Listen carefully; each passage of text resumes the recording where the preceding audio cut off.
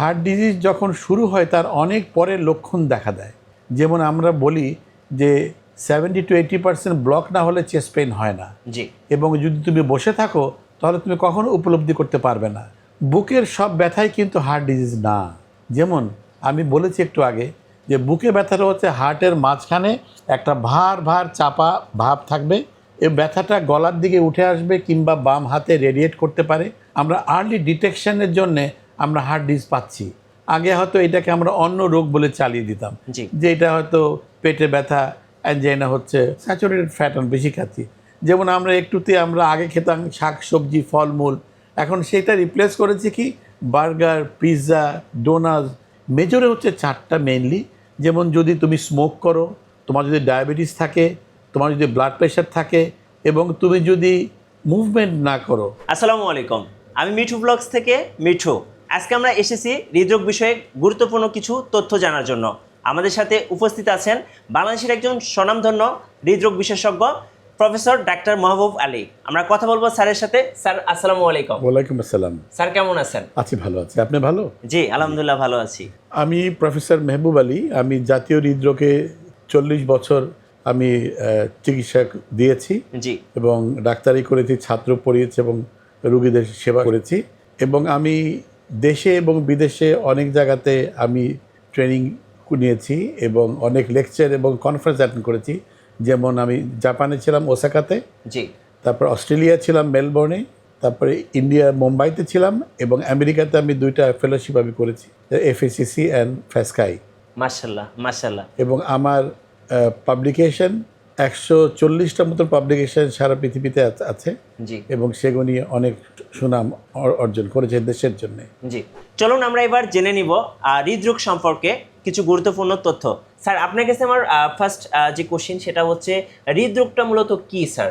হৃদরোগ হচ্ছে হার্ট দিয়ে, হার্টের বাংলা কথাটাই হচ্ছে হৃদরোগ। হার্ট ডিজিজ হৃদরোগ। তো হার্টের জনিত কারণে যে যে রোগ হয়, যেমন আমাদের জন্মগত রোগ আছে, হাইপারটেনশন আছে, তারপরে ইসকেমিক হার্ট ডিজিজ আছে যেখানে আমরা বলি হার্টে ব্লক হওয়া, সেগুলি আছে। তো বিভিন্ন ধারায় বিভিন্ন রকম রোগ আছে। জি। এবং এই রোগগুলি আগে আমরা বলতাম যে আমরা ডাক্তারি করে আমরা সিক কেয়ার করতাম, কিন্তু আমরা এখন হেলথ কেয়ার করতে চাচ্ছি। তার মানে রোগ হওয়ার আগেই আমরা রোগের প্রতিকার করতে চাচ্ছি। এই বিষয়ে আমাদের এখন জানা দরকার। হার্টের রোগের লক্ষণগুলো কি কি স্যার? হার্ট ডিজিজ যখন শুরু হয় তার অনেক পরের লক্ষণ দেখা দেয়। যেমন আমরা বলি যে 70 to 80% ব্লক না হলে চেস্ট পেইন হয় না, জি। এবং যদি তুমি বসে থাকো তাহলে তুমি কখনো উপলব্ধি করতে পারবে না। যদি তুমি হাঁটো, আমরা বলি এফোর্ট যায় না, তখন যদি ব্যথা হয় তখন এটাকে আমরা হার্টের কারণের জন্য ব্যথাটা বলি।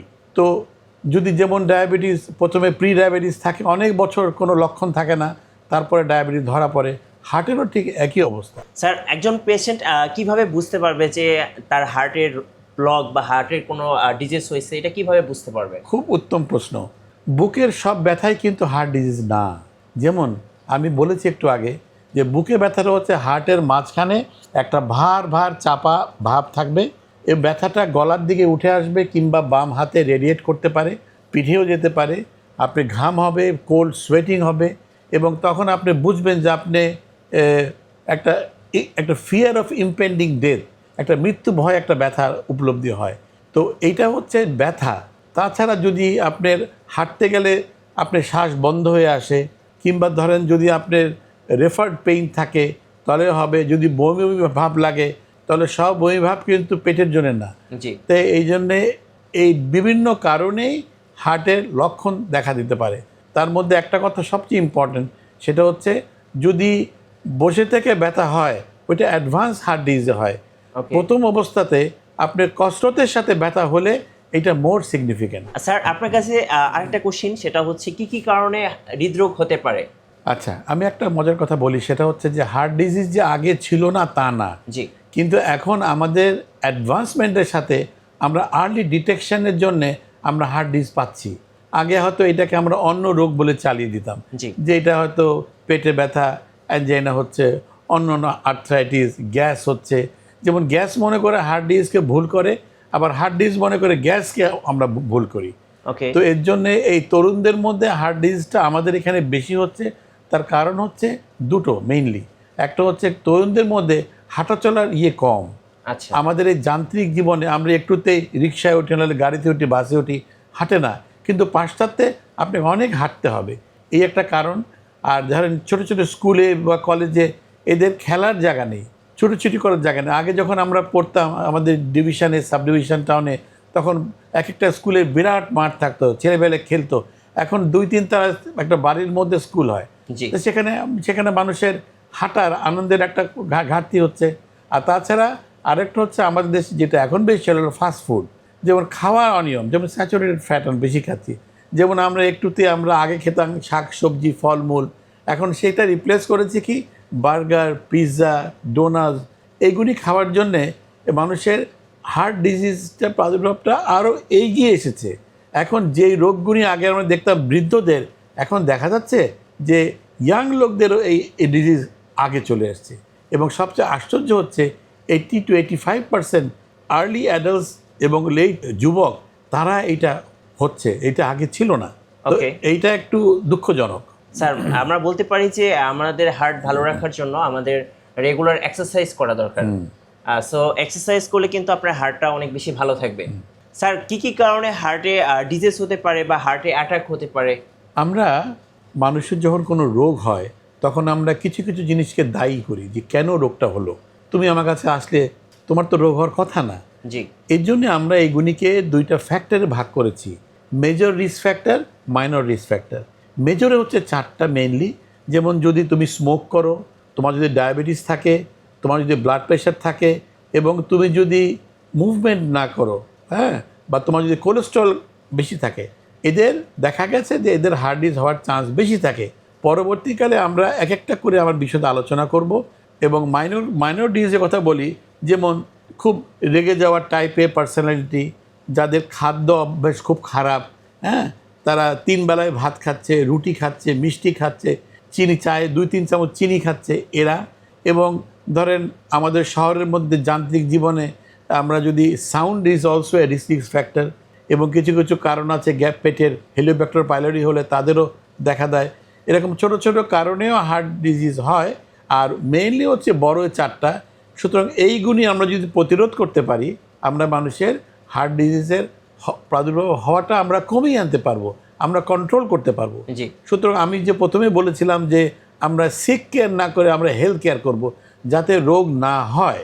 যদি আমরা সেই চেষ্টা করি তাহলে আমরা একটা বড় পরিমাণ লোকদের, জনগণকে আমরা এই মৃত্যু রোগ থেকে আমরা তাদেরকে বাঁচিয়ে আনতে পারবো।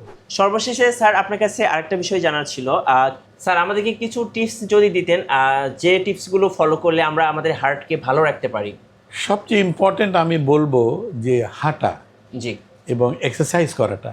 সকালে উঠে যদি তুমি 30 মিনিট ডেইলি হাঁটো, তাহলে তোমার মধ্যে একটা ডিসিপ্লিন আসবে এবং একটা এক্সারসাইজ আসবে। এবং এর থেকে হচ্ছে 2 বার মেজর খাবার পরে তুমি যদি হাঁটো 10 মিনিট করে, খাবার 10 মিনিট পরে 10 মিনিট হাঁটো, তুমি অনেক রোগ প্রতিরোধ করতে পারবে। তারপরে ধরো যদি খাদ্যের অভ্যাস, যদি তুমি রুটি, ভাত, কার্বোহাইড্রেট রিচ ফুড কম খাও, যদি স্যাচুরেটেড ফ্যাট কম খাও, তাহলে তোমার অনেক প্রতিরোধ করতে পারবে। এখন আমরা বলি যে 3 বার খাওয়াটা ঠিক না, এটাকে আমরা বলেছি ইন্টারমিডিয়েট ফাস্টিং। যে তুমি 2 বেলা খাবে, তুমি 24 ঘন্টাকে 3 দিয়ে ভাগ করলে এই 16 ঘন্টা তুমি উপাস থাকবে, আর 8 ঘন্টা তুমি খাবে। তো যদি তুমি এই যে খাওয়া কম খাও অথবা ঠিক খাওয়া খাও, এক্সারসাইজ করো, আর ঘুম ঠিক টাইমে ঘুমানো প্রতিদিন। যদি তুমি রাত্রে 10টায় ঘুমাতে যাও, মিনিমাম 6 থেকে 7 ঘন্টা তোমাকে ঘুমাতেই হবে তোমার শরীরের পর্যাপ্ত পরিমাণ উন্নতির জন্যে। সো আমরা স্যারের কাছ থেকে খুব ভালো কিছু টিপস পেলাম। আশা করি সবাই টিপসগুলো ফলো করব এবং সবাই তার নিজের হার্টের যত্ন নিব। স্যার, আপনাকে অসংখ্য ধন্যবাদ সময় দেওয়ার জন্য। সর্বশেষে আমি একটা কথা বলি, সেটা হচ্ছে যারা আমাদের ভিডিওটা দেখছেন, নিজের হার্টের যত্ন নিন এবং সুস্থ থাকুন। আর পরবর্তীতে আমাদের এপিসোডগুলো পেতে হলে অবশ্যই আমাদের সঙ্গে থাকতে হবে এবং আমাদের ভিডিওতে বেশি বেশি লাইক, কমেন্ট, শেয়ার করে রাখতে হবে। সবাইকে ধন্যবাদ। আজকের মতো আল্লাহ হাফেজ।